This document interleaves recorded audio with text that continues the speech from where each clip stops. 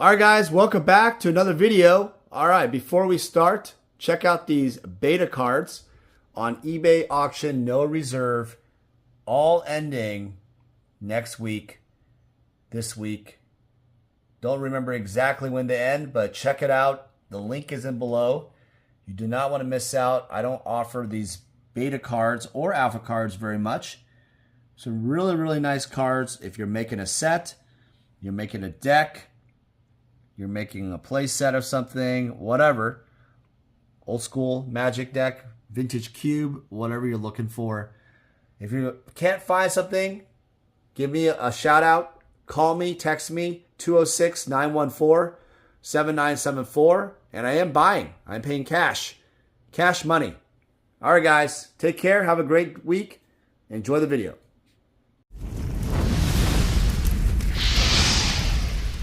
Vintage Magic. Game, collect, invest. For more information about our consulting and professional services, visit vintagemagic.com.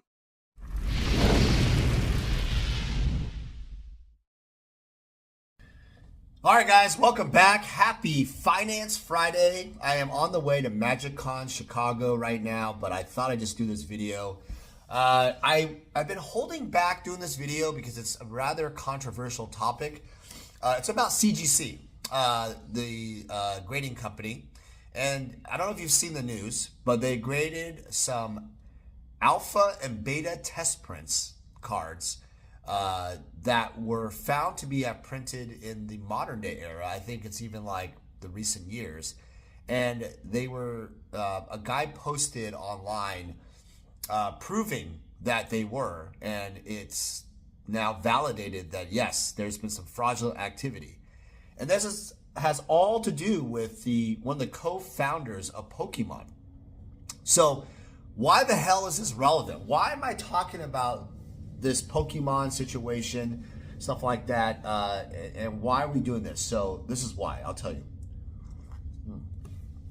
Coffee's good. All right. Fucking millions of dollars, that's why. We're talking, I don't know, I'm not gonna say 100 million, but easily 8 figures of going to be chargebacks or problems. So in this video, we're going to discuss why is this a big deal in the graded market, how it affects the confidence of the market itself, and also who's at fault. All right, so let's go through it. Number one, why is this a big fucking deal?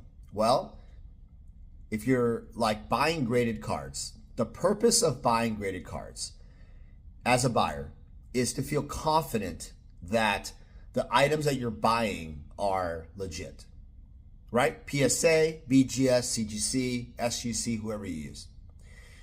These also cards were also sold to through golden auctions in some cases for like $20,000 for literally a piece of paper like this, a piece of paper with some Pikachu guy. And the founder of Pokemon, one of the co-founders, said, "Oh, this is legit," and that's what happened. That's what occurred. A handshake, like, "Hey, hey, CGC, yeah, Mr. Pokemon founder, is this real? Yes, it is. Oh, okay. You sure? Yes, it is, because obviously he's the founder of Pokemon. He would know. But have you ever thought that maybe he was part of the scam? That's what happened. That's what happened, guys. The founder of Pokemon was part of one of the biggest scams ever. It's like saying to Richard Garfield, "Hey, Richard, are all these cards, these piece of papers, real? What is CGC going to do?" Nope. Richard Garfield, we're going to trust Richard Garfield. He's always right. Always right. But what about the research? What about the detection process, the paper, the ink, the aging, whatever they're doing, right, with paper money, right? They're able to analyze these things. I think they avoided that altogether. They, as a third-party company, CGC, is liable because they did not actually do their process, due diligence, fully. They went off the word of an individual who, when you talk about money, and we're not talking about thousands of dollars, but millions of dollars of paper, that is the easiest scam. On top of that, the paper was drawn on. So he actually did doodles on some of these papers, and which is kind of cool. They're signed and such. But that even makes it more authentic to CGC in some ways. Like, oh, yeah, this guy is doodling it, so that makes it more cool, right? Makes it more valuable. And those items sold for a lot of money. I'm going to ruin the name. The guy who did the Charizard, right? Mr. Arata. And he basically would doodle on some of the Charizards and sign them. And the value of them are extremely valuable, right? Extremely awesome. Now let's talk about why the hell is this important for Magic. All right, here's the problem. Credibility. The consumer confidence for graded cards over the years has declined quite a bit. And I know this video is probably going to detract some of you guys to buy graded cards, but I don't want you to think that just because of the video. I want you to do your own research. But I want to be completely unbiased because that's really important to me. I think there's a place for graded cards, and we'll have to do another video later on why I think that. But I think that the reputation is tarnished in the industry as a whole.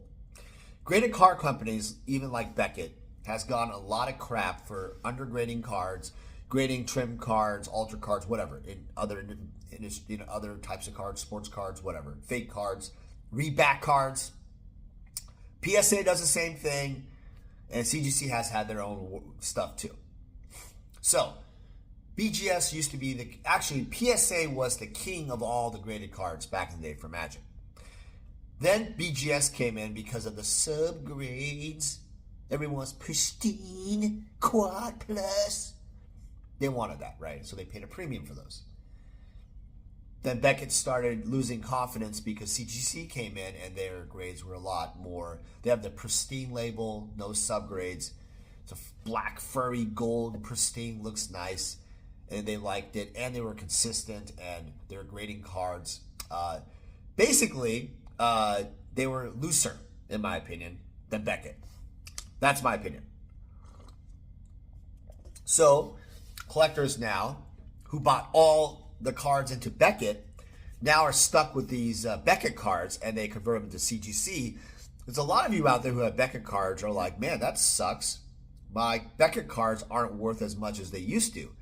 The graded market isn't as popular and getting all the fancy subs and all the rare cards. Why?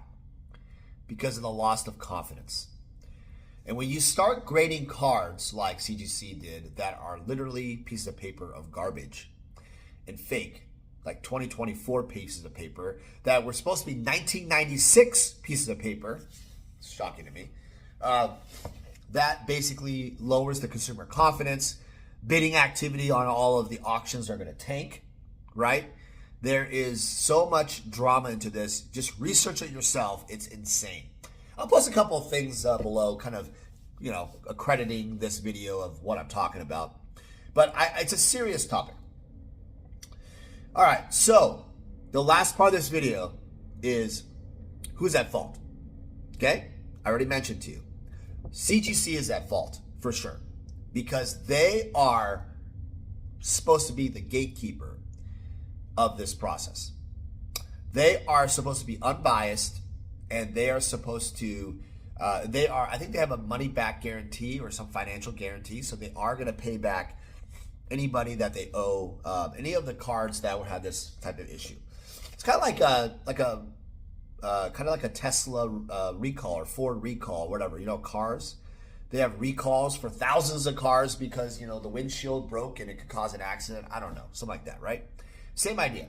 They're recalling all of the cards, the playtest cards, the alpha and the beta, versions, whatever they call it, epsilon.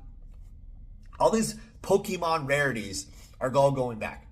And there's all these, what they call victims. They're victims, right, of fraud. So that's another case. You got a civil case, a legal case, all these things are happening. So a lot of litigation will be happening. It's a shitstorm, literally, shitstorm. So I think for a while here, for this year especially, the Pokemon market, the high-end collectible market, it has lost and it's been tarnished 100%. Now, I believe time goes on. CGC can reclaim credibility again and confidence, but they have to do the right thing and pay back the people, the buyers who basically screwed over. Now, this actually opens up the question, why is it like Heritage Auctions, Golden Auctions, all those other auctions, eBay, why are they not liable? Interesting question. Why is it that like eBay, for example, has eBay authenticity guarantee? What that means is you buy an item that's $250 or more. PSA is the authenticator, and they basically say, hey, this card is, if it's graded, is legitimately, great. It is a legit graded card. Why is it that the auction house doesn't pay back? Why isn't Golden or Heritage or eBay? I don't know if these have been sold on eBay, but I'm sure they have. Why don't they pay back them? And I wondered about that, thinking about that, like, well, I have to say, the graded company, the auction companies, their role here is to sell an item. They're selling this piece of paper that's already been authenticated, and they're just the middleman. They got it from the seller as a consignment, shipped it to the buyer got it, delivered, paid, everything's fine, everybody gets their money, everybody's happy. But in this case, the buyer got a fraudulent item. So would the ownership of liability be on the auction house also? Does the credibility of the auction house get lessened because they sold items that were trusted by CGC and they were fraudulent? And I have to say, yes, indirectly, not directly, you're going to have a hard time litigating that because they're just a commerce site. But indirectly, it tarnishes their name. Because an auction house, a seller, Heritage, me, whoever, if I, for example, I just sold, a six-figure piece of artwork, Magic the Gathering artwork. I sold the Plateau and the Alpha Island original artwork. And if those artwork, okay, those were six figures. I can't say the price anymore, I guess. If those paintings were fake, let's say I had some dude from, I don't know, China or whatever, make it, right? And it was a perfect fake, okay? And I sold that, knowing or not knowing, it doesn't matter. If I didn't know, I am liable and my brand would be in the dumpster house, right? That's how strong of a problem this is. Obviously, those artworks were authentic. They're, the artists, we've already done verification with them and stuff like that. But that's the level of severity we're talking about. The last person that also might be also considered liable, who do you think that is, guys? Is the guy from Pokemon. The executive who verified that these items were legit test prints. He's a big shitland. Probably going to go to jail also because the FBI is going to be involved and there's going to be a situation where they're going to find out the level of fraud that he did. Because what happened was he has these pieces of paper that he sold, and he basically, obviously, has fake, let me say this correctly, fake items that he's getting money from. He's like the drug dealer, right? The kingpin of this. He's printing out pieces of paper, effectively, from 2024. And basically convinced CGC, because he's an executive in the past, that these are worth 20,000, like these are real, right? So he's gonna be liable, big time. So this video probably scares the living shit out of some of you guys. How does it affect people that are just making like Arabian Nights set or Antiquities set or Legends set or Alpha set, whatever? I don't know. Probably doesn't affect you guys that much, but it's scary. It's scary when it comes down to these high-end, rare test prints. And that last point I'm going to make is CGC created a lot of test prints for alpha gamma, the beta, the little test cards, right? When you go to the MagicCon, I'm going to go to the MagicCon. I will do some videos, and you will see some of these test print cards by CGC. How do you know that they are not fake, or they were made back in the day? How do you know the paper wasn't aged and then printed with older ink, and they have, I don't know, some fancy process, and then when you analyze it, it's all old, right? But it's fake. It's just a piece of paper that says Black Lotus, whatever, right? And that's it. And that's $50,000, or I don't know how much it costs, right? I want you to think about that. And that is the reason why, and I'm going to be really honest with you, that is the reason why I don't handle or sell any playtest cards at all. There is a liability that I don't want to take at this point. And I haven't bought any. I do have some for sale that are from a legitimate Wizards of the Coast employee that is a signed contract, all that kind of stuff. So I will offer those in the future. But in general, I will not buy them. Does that make sense? From an individual or on eBay or anything, because I don't know if that's real. You're basically paying like $2,000 for like a little piece of paper that says Dwarven Warriors. And that was a test card. That was what they used back in the day. Now, I know my friend Joel Mick is probably going to watch this video. He's probably look at me. He was a VP at Wizards of the Coast. And he provided some of that. He is a credible source, 100%. Joel is honest, perfect guy. But what if some of the items did not come from Joel? What if they came from other people and circulated? And what if Joel, just going to say it out there, what if Joel wanted to be like the executive, which he's not, and basically it all came from Joel Mick? It must be real, right? How do we know those test print cards are real from Magic? And this is the quest that's really challenging. CGC needs to do their diligence, analyze the paper, they need to be unbiased, and they need to do their job as a grading company and not go off the word of an individual only. It does help. Obviously, there's experts like Tavis King, myself, other people have been around the block on cards. People have asked me questions all the time. Seal product, etc. PSA, Beckett, all those guys, right? But you need to understand, as a buyer, be very careful. All right, guys, have a great weekend. I have other videos coming out. I promise. I will have a lot more videos coming out, and I appreciate you guys. Stay safe out there. Take care.